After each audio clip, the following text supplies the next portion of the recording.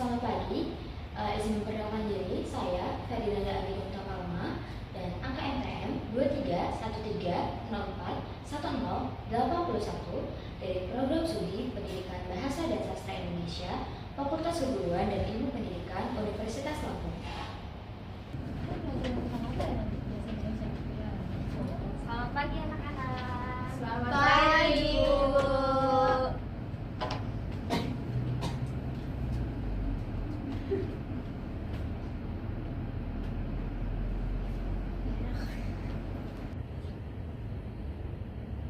Apa kabar semuanya?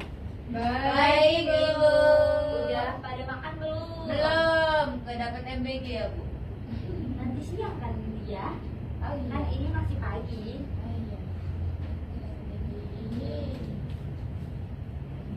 Ada yang tahu nggak kita hari ini mau belajar tentang apa? Nggak tahu. Persuasi. Bukan ya? Bukan dong. Kirain persuasi, Bu. Hari ini ada yang nggak masuk nggak? Iya. Masuk semua. Masuk semua. Kecuali Okta, Bu. Iya. Anak-anak kelas ini rajin sekali ya. Iya, Bu. Soalnya ada sini. Ini kelas unggulan. Iya. Sebelum kita memulai pelajaran pada hari ini, bagaimana kalau misalnya kita berdoa terlebih dahulu? Siapa yang mau memimpin doa? Iya. Oh iya, Bu. Ya, Baik ya. Oke, Ibu, terima kasih. Baik teman-teman, sebelum memulai pembelajaran kita pada pagi hari ini, alangkah baiknya kita berdoa menurut kepercayaan masing-masing. Berdoa mulai. Doa selesai. Oke. Jadi anak-anak semua udah tahu kita hari ini mau belajar apa? Teks berita. Oke, kita benar-benar akan belajar tentang teks berita. Kalian udah pernah baca atau lihat video teks berita gitu nggak? Atau berita gitu? Sering, Ibu. Berita terkini yang pernah kalian dengar untuk hari ini apa? Cuaca sedang tidak baik-baik saja. Iya. Oh iya, Ibu, banyak. Iya, betul sekali. Kasus viral di sekolah itu ya, Bu. Yang mana itu? Anaknya, Bu. Oh iya. Ada di kantor. Oh, yang anak-anaknya mogok sekolah ya jadinya. Iya. Betul sekali. Jadi kita masuk ke materi ya. Ya, Jadi Ibu. berita itu memiliki peran penting dalam kehidupan Sehari-hari. sehari-hari. Jadi kalian tuh bakal tahu semua info itu dari berita. Biasanya kalian tuh kalau tahu berita itu dari mana? Televisi, Bu. Dari televisi. Koran, radio, Bu. Oh, kalian masih denger radio ya? Kakek, Bu. Kakek. Radio di mobil gitu loh. Di Iya. mobil. Kakek juga sering itu, Bu. Kalau di media sosial sekarang udah ada nggak sih berita? Banyak di IG, di TikTok, di Google. Iya, betul. Chrome. Jadi pokoknya berita itu dibagi dari berbagai media seperti surat kabar, internet. Terus jadi dengan hal itu tuh berita dapat menyebar dengan cepat. Menurut kalian tuh berita itu sekarang lebih cepat menyebar lewat internet atau lewat televisi? Internet. Ya, betul sekali. Karena anak-anak zaman sekarang udah jarang nonton TV ya? Iya, Bu. Sering main gadget. Iya, betul. Tidak baik karena Jadi di sini teks berita merupakan bentuk tulisan yang menyampaikan informasi yang aktual dan faktual tentang peristiwa penting. Jadi kalau misalnya berita itu beritanya tentang yang bohong-bohong itu boleh nggak sih? bohong, Bu. Nggak boleh. Karena nggak aktual sama faktual. Iya. Nggak boleh. Nggak boleh kan? Jadi harus sesuai sama fakta yang ada di lapangan. Jadi biasanya berita itu siapa sih yang meliput? Wartawan, Bu. Iya, betul. Bapaknya Cindy. Jadi tujuan berita itu untuk memberikan informasi secara cepat, akurat, dan menarik. Berita yang baik harus mencakup fakta lengkap dan disajikan dalam bahasa yang jelas. Oh. Yang jelas dia, kalau Iya. sederhana tapi tidak Nggak jelas. boleh ya. Iya, tapi harus mudah dipahami oleh pembaca. Masyarakat. Iya. Lalu dengan memahami pengertian dapat membedakan fakta itu memiliki peran penting dalam membentuk apa yang publik dan masyarakat. Jadi pokoknya berita itu sangat penting ya di dunia masyarakat saat ini. Karena kalau misalnya nggak ada berita, kita jadi kayak nggak tahu info tentang dunia kan. Gitu. Jadi tujuan utama berita itu untuk menyampaikan informasi secara cepat dan akurat kepada publik. Lalu hal ini memungkinkan pembaca memahami peristiwa aktualis yang penting. Jadi kalau misalnya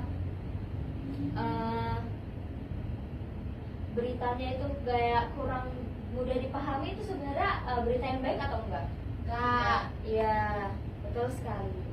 Jadi di sini juga kita punya ciri-ciri teks berita. Jadi ciri-ciri teks berita itu ada faktual, itu berbasis peristiwa yang nyata. Biasanya faktual berita kayak gini tentang apa sih?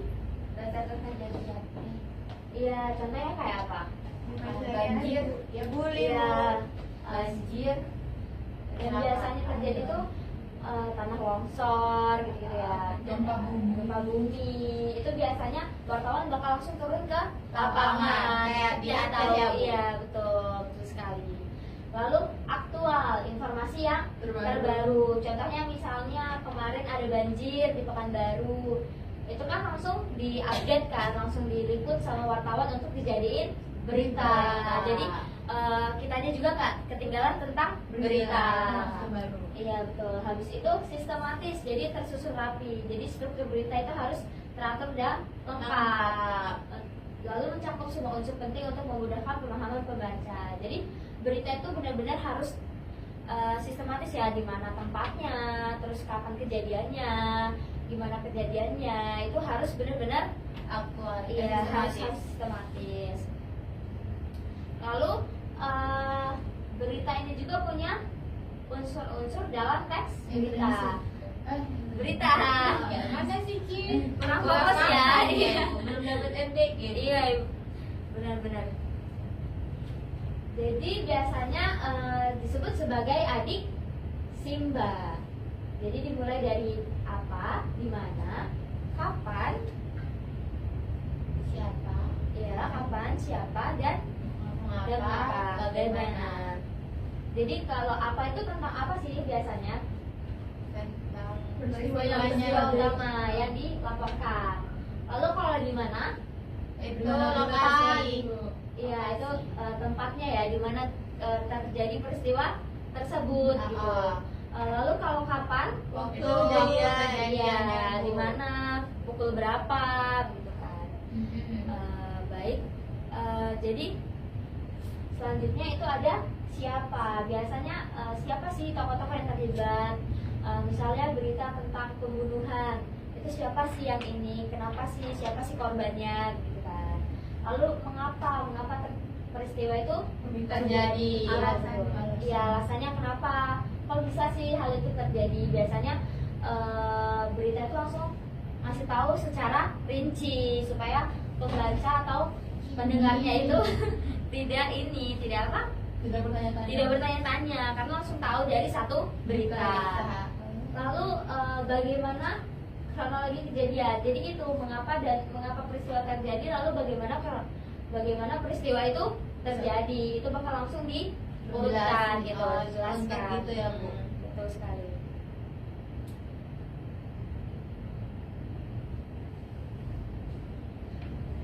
Jadi setelah Ibu tadi udah jelasin unsur-unsur teks berita, kalian paham kan unsurnya itu ada apa aja? Tahu. Oke, baik. Coba untuk dia bisa jelasin ada apa aja tadi?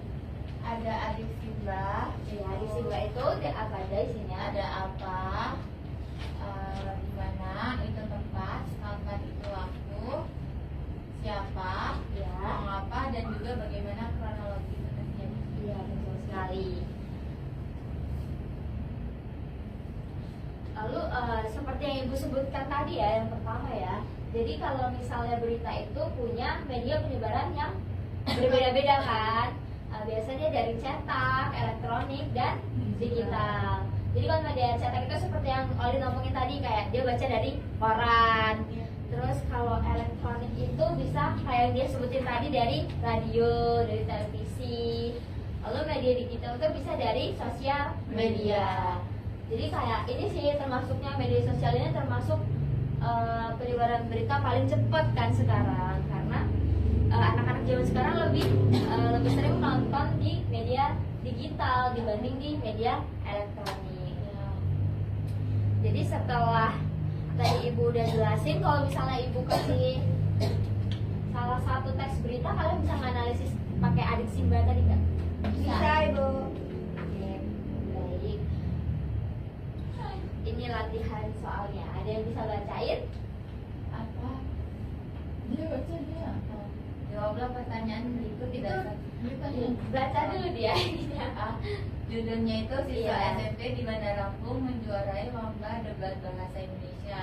Terus isi beritanya itu seorang siswa SMP Negeri 3 Bandar Lampung bernama Rania berhasil meraih juara pertama dalam lomba debat bahasa Indonesia tingkat provinsi. Kegiatan tersebut dilaksanakan di Aula Dinas Pendidikan pada Sabtu 19 Oktober 2025. Kepala sekolah mengungkapkan merasa bangga atas prestasi siswanya yang telah mengharumkan nama sekolah dan daerah. Rania mengaku termotivasi untuk terus belajar dan berlatih agar bisa berprestasi di tingkat nasional. Nah, soalnya jawablah pertanyaan berikut berdasarkan teks berita di atas. Apa peristiwa utama yang diberitakan? Peristiwa utama yang diberitakan. Yang Juara yang debat lomba. siswa SMP itu Bu menjuarai lomba debat Ya, bahasa betul Indonesia. sekali. Ya. Lalu siapa tokoh utama dalam Rania. berita tersebut? Rania. Tokoh utamanya Rania ya. Ya. Di mana dan kapan peristiwa itu terjadi? Di Aula Dinas Pendidikan. Bu. Sabtu 19 Oktober 2025. Lalu mengapa peristiwa tersebut dianggap penting? Karena ambil prestasi Bu. Iya, karena Dengan dia mengharumkan provinsi. nama provinsi ya. Mengharumkan nama sekolah dan daerah. Tepuk tangan untuk kita semua. Setelah ibu kasih latihan soal pada hari ini, kalian sepertinya udah sangat paham ya tentang ibu yang sudah ibu jelasin tadi. Kalau misalnya ibu kasih tugas sama yang seperti ini, kalian bisa nggak? Bisa. Bisa Ibu. Iya, jadi ibu minta tolong sama kalian buat nyari satu video itu terserah kalian, mau di media sosial, mau di koran atau di mana. Lalu Video kan? hmm, Video atau boleh teks cerita aja? boleh teks berita, boleh video, terus boleh radio, dari radio, pokoknya dari Media apapun. iya dari media apapun yang udah kalian dengar. Terus habis itu nanti kalian buat pertanyaan kayak gini lagi sesuai dengan unsur Adik dari Simba. adik Simba tadi gitu. Paham? Ada yang mau ditanyain? Cukup Ibu. Oke, jadi siapa yang mau bantuin ibu baca kesimpulannya? Cindy. Kesimpulannya, teks berita adalah salah satu bentuk teks informatif yang berfungsi menyampaikan informasi aktual dan faktual kepada masyarakat. Dalam penulisannya, teks berita harus memenuhi unsur adik Simba, memiliki struktur yang jelas, judul, kepala, tubuh, dan ekor berita, serta disajikan dengan bahasa yang lugas dan menarik. Dengan memahami teks berita, kita tidak hanya mampu menulis berita dengan benar, tetapi juga dapat menjadi pembaca yang cerdas, kritis, dan tidak mudah termakan berita palsu. Oke, baik. Terima kasih Cindy sudah bantuin ibu untuk baca. Jadi kalian di sini udah paham semua ya? Apa itu tentang Adik Simba. iya, tentang teks Berita. berita. Sebelum kita menutup pelajaran pada hari ini, gimana kalau misalnya kita tepuk semangat dulu biar setelah ini kalian Semangat. masuk ke pelajaran selanjutnya tetap semangat. Boleh. Siapa yang mau mimpin? Boleh berdiri. Cindy. Dia deh gantian. Ini ketuanya Ya, Ibu. ada Bu, dia Bu. Nggak Iya. bisa. Bisa dong dia, ayo dia. Kita sering Ibu aja. Ibu baik. Kalau seperti itu, Ibu mulai ya. Tepuk semangat. Ding ding ding. Dang dang dang. Dung dung dung. Ding ding ding. Dang dang dang. Dung dung dung. Se. Ma.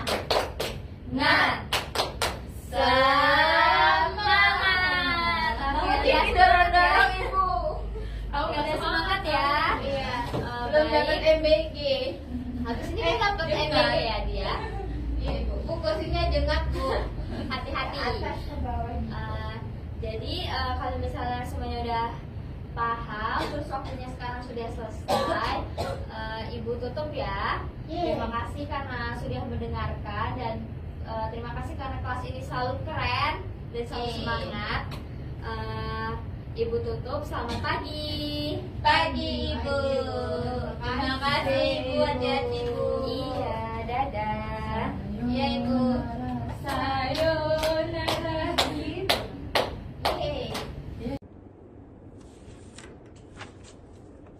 Baik, di sini saya Dia Agustian sebagai observer lisan dari nama calon guru Ferdinand Anggi Domita Palma dengan topik teks berita pada tanggal 23 Oktober tahun 2025 pada kelas 7. Jadi saudara Anggi, variasi dalam gaya mengajar guru, suara guru memberi variasi dalam nada suara, volume suara, kecepatan bicara. Ini dilakukan dengan cukup baik.